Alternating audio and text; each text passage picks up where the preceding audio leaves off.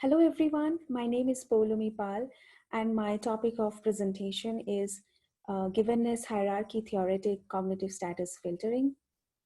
So for language capable interactive robots to be effectively and efficiently introduced into the human society, they need to be able to talk about the objects, people, locations that are found in the environment. We know that an important aspect of natural language communication is the use of pronouns. According to the linguistic theory of the Givenness hierarchy, as represented in Figure 1, it mentions that humans use pronouns rather than longer referring expressions due to the subconscious assumptions about the cognitive status their referents have in the minds of their conversational partners, which means that the use of different referring forms like it, this, or that for an object is justified based on whether the target object is in focus or activated or mentioned and so forth within the current conversation. So the problem, um, previously researchers have implemented the full Givenness hierarchy for the purpose of natural language understanding. That is, they used it to assess whether entities are candidate reference given a particular cognitive status. But in contrast, natural language generation requires a model in which the cognitive status can be assessed for a given target referent. The cognitive status information then can also be used to generate the appropriate referring forms. Our solution, so we came up with two models of cognitive status. The first one is a rule-based, theory-based finite state machine model that is directly inspired by the Givenness hierarchy.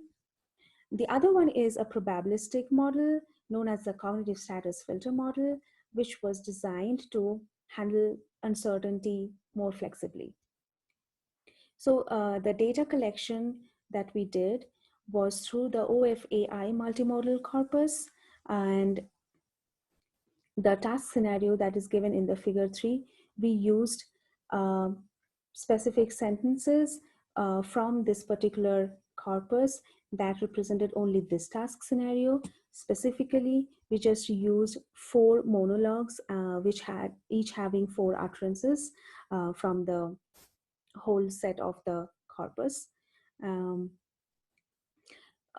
to collect the linguistic status information, we also used 3 annotators who annotated the multimodal task description corpus independently.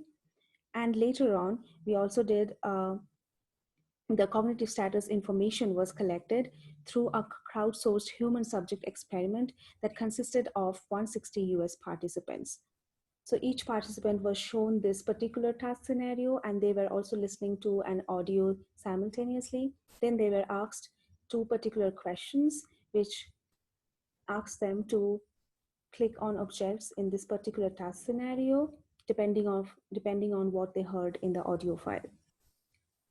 So the problem formulation was, again, that we designed our model as a Bayesian filter model, and the equation that I have given here shows the training and the evaluation of our model, where again, it means that the current cognitive status of our target referent depends on what the status of that referent was in the previous timestamp and what linguistic feature do we obtain for that object in the current timestamp.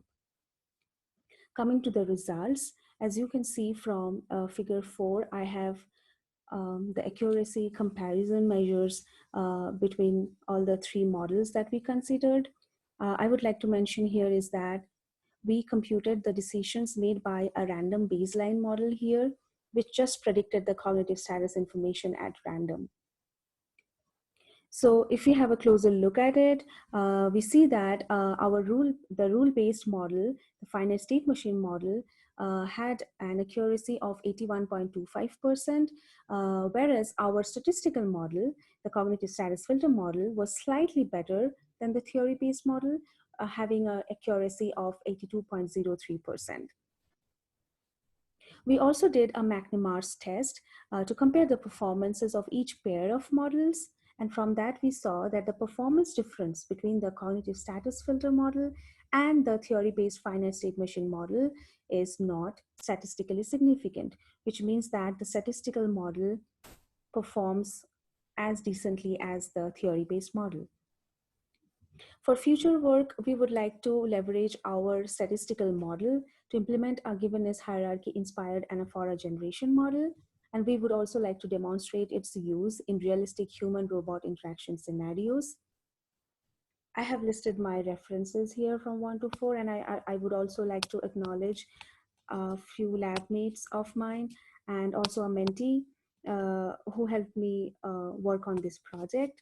And these are my contact details on the last blog. And thank you for listening.